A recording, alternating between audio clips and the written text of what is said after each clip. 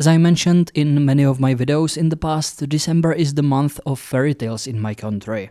Around Christmas, television stations traditionally broadcast a plethora of them. For many Czechs, these tales are an integral part of the holiday season, a tradition we look forward to every year. Many of these Christmas fairy tales draw inspiration from classic Czech and Slavic folk tales, and one of the most influential figures in preserving and adapting these stories was Božena Němcová. As a writer and collector, Němcová played a key role in shaping Czech folklore into the literary treasures we cherish today. When I was a kid, I saw this live-action fairy tale called Zimní víla, or Winter Fairy in English, inspired by a story by Němcová, and although it's nothing extraordinary, it still made enough of an impression on me at that age that I remembered it. I watched it a few times since then, and I still like it, so today I'd like to share its story with you. It starts with Count Jan traveling to his new estate. He gets lost in the forest, so he decides to stop and falls asleep by a fire. A young woman named Kateřina finds him and wakes him by throwing snowballs at him as a harmless joke. She points him in the direction of the village and they part ways, though it's clear they like each other. Kateřina lives at the roadside inn with her cruel stepmother who resents her beauty and kindness. When Count Jan arrives at the inn one day, concealing his status, he recognizes Kateřina as the beautiful fairy from the forest. They share a brief moment before the stepmother intervenes. She later decides to lock Kateřina in the cellar. Jan notices their exchange and later in the evening he finds Kateřina in the cellar. He wants to intervene and have a word with the stepmother, but Kateřina fears it would only make the situation worse. Jan kisses her and promises to stay silent, but vows to return to her. In the morning, Jan departs but leaves his personal guard at the inn to keep an eye on Kateřina. Kateřina accidentally lets slip to her stepmother that Jan intends to return for her. She offers to leave as she feels she only provokes her stepmother anyway.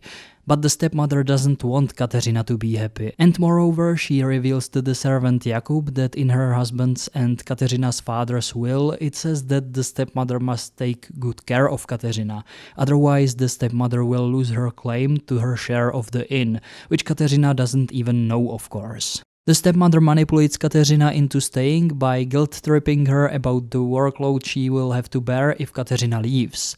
She pretends to reconcile with Kateřina and says they can bake Kateřina's favorite rosehip pastries. She sends Kateřina to pick rosehips near the ravine, along with the servant Jakub, whom she secretly instructs to push Kateřina into the ravine and kill her. As soon as Jakub touches Kateřina, Jan's personal guard who was following them catches Jakub and tries to kill him, but Kateřina begs the guard to show mercy as she believes that Jakub is not to blame. The guard says she has too good of a heart, but agrees to her request.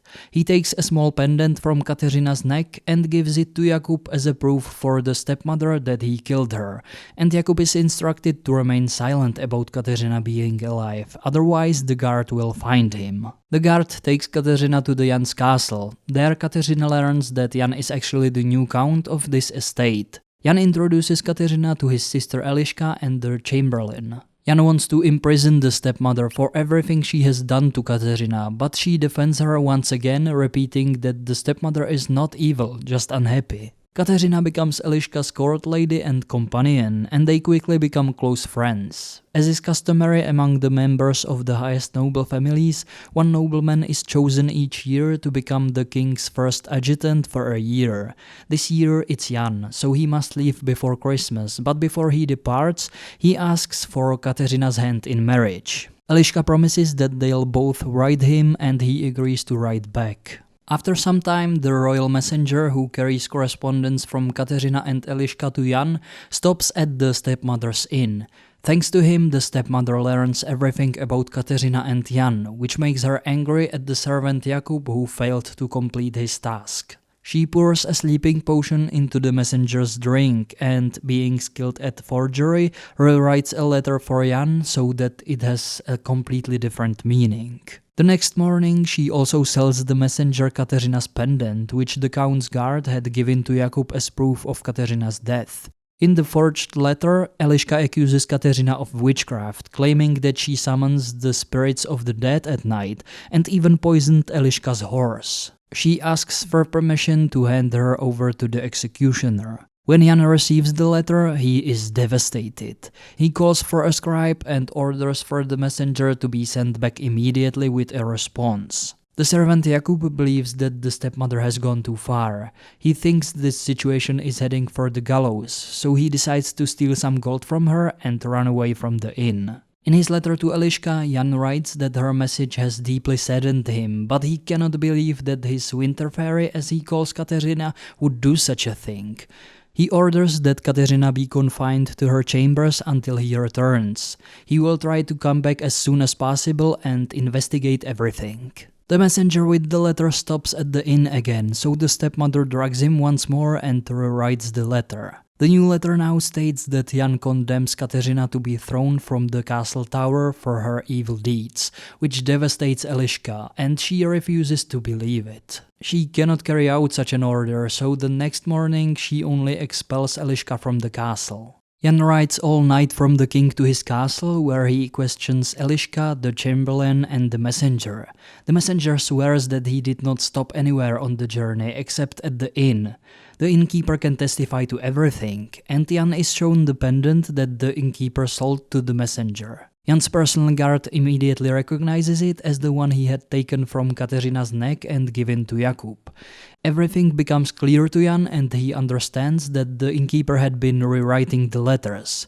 He declares that this time it will cost her dearly. Eliška tells Jan that he should look for Kateřina near the ravine, because she advised her to hide there for a few days. The guards arrive at the inn to arrest the stepmother, but she flees through the back entrance into the forest with her remaining gold, so they chase after her. The stepmother unexpectedly runs into Kateřina while Jan is running through the forest calling Kateřina's name, and after a while he encounters both her and the stepmother. The stepmother holds Kateřina hostage and threatens to kill her with a dagger if Jan moves. Meanwhile, the count's personal guard who had been following her from the inn sneaks up behind the stepmother. With his whip, he knocks the dagger out of her hand so it falls into the snow. Then he trips her with the whip so she and Eliška fall to the ground. Jan rushes to Eliška and the stepmother runs away with her chest of gold. The personal guard assures Jan that she will not escape and runs after her with the guards. Eliška tries to stop them, but Jan forbids it, saying that this time there will be no mercy. Eliška argues that people must forgive each other, but Jan replies that they were very close to losing everything, and the stepmother's malice would have ruined their lives, so she will face a severe punishment this time. The stepmother is chased by the guards, but she trips, drops her chest of gold, and begins to slip from the cliff at the ravine. The personal guard grabs her hand, but because it's wet from the snow, it slips from his grip and she falls to her death.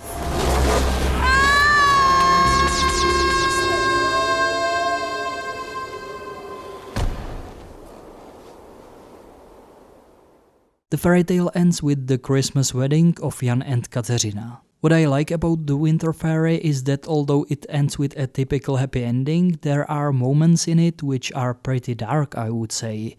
It's not exactly a morbid fairy tale, of which we have plenty and which I personally really like, but I appreciate that the antagonist in the form of the stepmother is truly evil. Villains in the modern fairy tales are often depicted as incompetent idiots and bumbling fools, which don't inspire any fear so that children don't have to be afraid of them, and I just don't like that. So I appreciate that this is fairy tale from the old days when villains were truly evil. I also really like the atmosphere of the winter countryside that this fairy tale has. Another plus is that the scenes from the castle were filmed at Křivoklát, which is one of my favorite castles where I've been several times in the past. Marek Taclík, who plays Jan, is also one of my favorite Czech actors, whom I liked since I saw another film called Jedna ruka netleská back in the day. Anyway, I hope you enjoyed this fairy tale and that it brought you at least a little bit of the Czech Christmas spirit.